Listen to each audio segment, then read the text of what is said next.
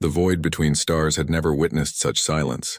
Commander Ava Ojengo stood on the bridge of the UHNS Indomitable, humanity's first true dreadnought, watching the holographic display as 300 Kaldreth warships materialized from slipspace. Their formation was perfect, a crimson constellation of death that had conquered 47 systems in less than a decade. "They're hailing us, Commander," Lieutenant Chen reported, his voice tight with controlled fear. Ava nodded, her dark eyes reflecting the amber warning lights. "Put them through." The image that flickered to life made her jaw tighten. Grand Admiral Thexnor, his forearms spread wide in what the Kaldreth considered a gesture of absolute dominance, sneered down at her. His crystalline exoskeleton caught the light, refracting it into rainbow fragments across his command deck. "Human vessel," his translator rendered his clicking speech into cold, mechanical words. "You stand before the might of the Kaldreth Ascendancy.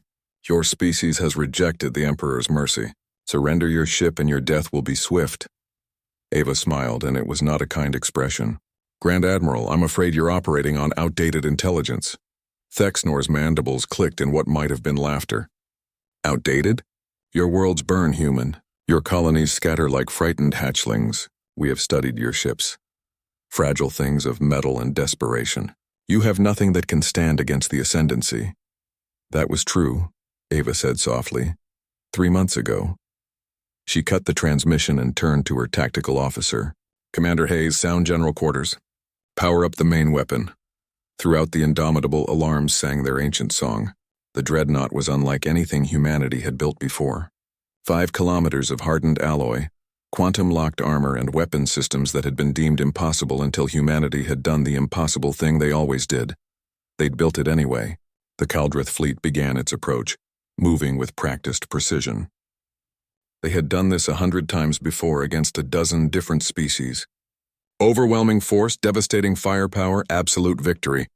Their weapons ranged from plasma lances to gravity crushers, each one capable of cracking a planet's crust. "They're charging weapons," Hayes reported. "Multiple target locks. Commander, they're going to hit us with everything." "Let them," Ava said calmly. "Helm, hold position." "Engineering, I need the reactor at 110%. "Commander!" The chief engineer's voice crackled over the comm. "We've never tested it above 105. The containment will hold," Ava finished. "It has to." The first wave hit like the fist of an angry god. Plasma streams that could vaporize moons splashed across the Indomitable's hull. Gravity crushers that bent space-time itself focused their terrible power on the Dreadnought's spine. Kinetic impactors moving at relativistic speeds hammered home with the force of supernovae. The bridge shook. Displays flickered. Somewhere deep in the ship, emergency bulkheads slammed shut as a section lost pressure, but the Indomitable held. On the Kaldreth flagship, Thexnor stared at his displays in disbelief. "Impossible. No ship can withstand that barrage. Nothing survives our opening salvo." His tactical officer's voice trembled. "Grand Admiral, their hull integrity is at 97%. They're barely damaged. All ships focus fire. Pour everything into that abomination." 299 Kaldreth warships opened fire simultaneously. The void lit up with enough destructive energy to sterilize a solar system. For 30 seconds that felt like eternity. The Indomitable vanished behind a wall of fire and fury.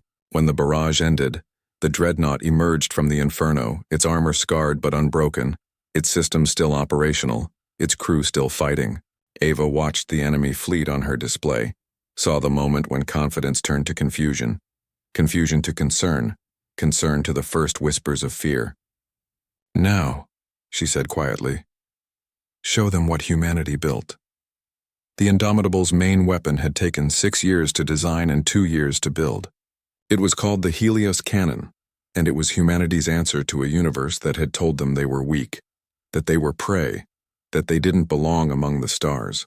Energy gathered along the Dreadnought's spine, visible even in the vacuum of space as a building brilliance that made stars seem dim by comparison.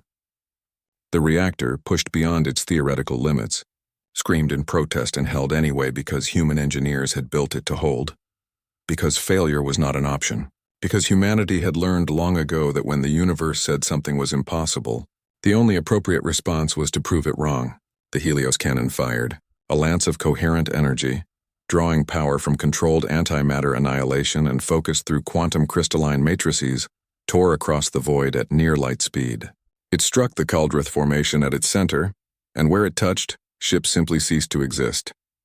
Not destroyed, not vaporized, ceased. The beam swept through the enemy fleet like a scythe through wheat. Shields that had protected the Caldrith for centuries failed in microseconds. Hulls that had been forged in stellar furnaces sublimated into plasma. 60 ships vanished in the first 3 seconds. Another 40 in the next 5. "Helm, come about," Ava ordered, her voice steady despite the magnitude of what she was witnessing. "Target the flagship." The Indomitable turned with surprising grace for something so massive. The Helios cannon, its capacitors already recharging, swiveled to track Grand Admiral Thexnor's command ship. "They're breaking formation," Hayes shouted. "The fleet is scattering." And they were. The legendary Caldrith Ascendancy, conquerors of worlds, terror of the Galactic arm, were running. Their ships activated emergency slipspace drives, fleeing in every direction, abandoning formation, abandoning tactics, abandoning everything except the primal need to survive. Ava opened a channel to the fleeing flagship. "Grand Admiral Thexnor, I want you to take a message back to your Emperor." The Caldrith commander's image appeared, and all his earlier arrogance was gone. His mandibles trembled. His forearms were drawn tight against his carapace in a gesture of submission. "Tell him," Ava continued, her voice hard as the armor plating around her, "that humanity is done being prey. Tell him that we've paid for our place among the stars in blood and sweat and tears. Tell him that we built this ship with our own hands, and we'll build 100 more if we have to." She leaned forward, and her next words carried the weight of an entire species that had clawed its way up from a single world to stand among the powers of the galaxy. "Tell him that if he wants Earth, he'll have to go through us, and we are done running." The transmission ended. The Caldrith fleet vanished into slipspace, leaving behind only debris and the echo of their fear.